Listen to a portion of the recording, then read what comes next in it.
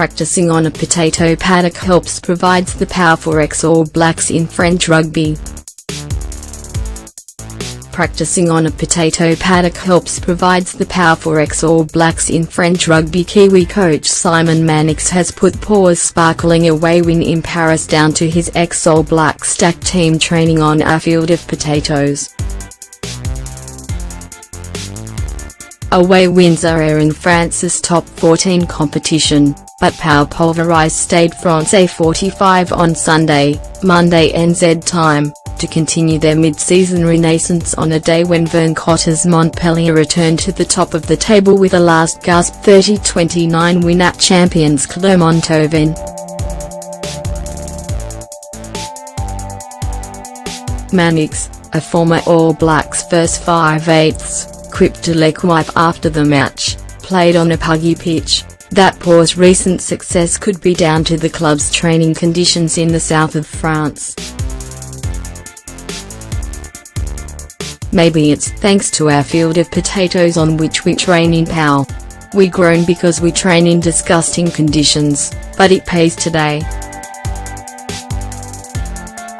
Pau, fresh from a European Challenge Cup win at Gloucester, scored 6 tries against Stade Francais, who were farewelling Kiwi coach Greg Cooper. The ex-All Black returns to New Zealand this week to be with his sick daughter.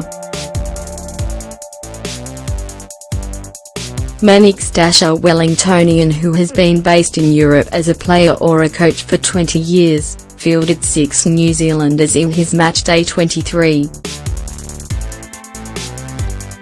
Aucklander Benson Stanley and former Otago lock Daniel Ramsey were among Paul's 6 try scorers, and former All Black Tom Taylor dotted down after coming off the bench.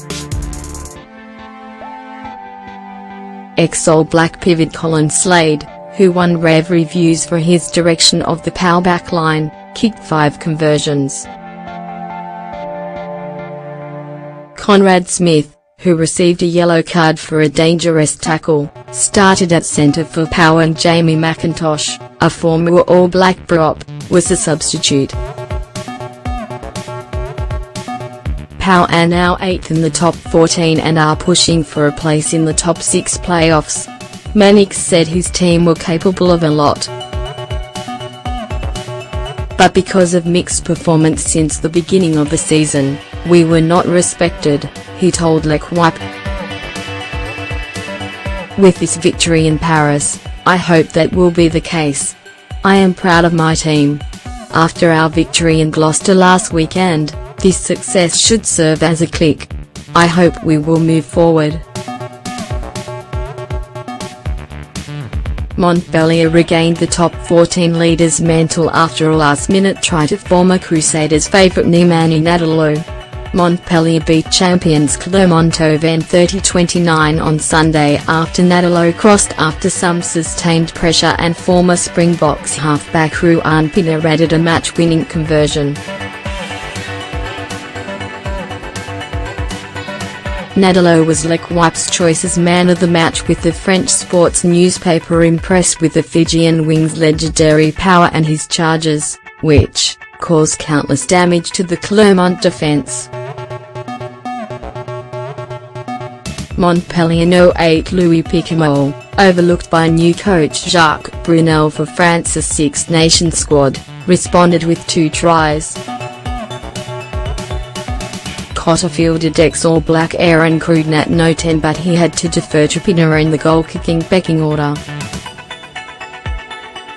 Clermont, who were struggling in 10th place this term, had former All Blacks Luke McAllister and Iea Toiva as their 5/8 and Frischley, the ex-Chiefs and Counties man Newcal back rower, at an 08.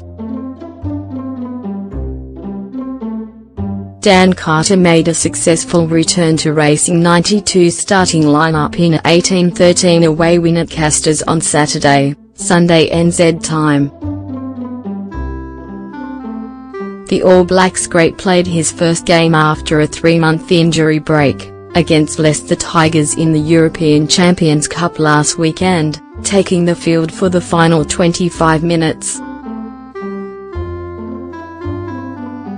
Carter started at first 5/8 for racing against Castors and converted a try.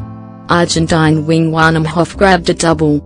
Former Blues wing David Smith scored Castors' only try.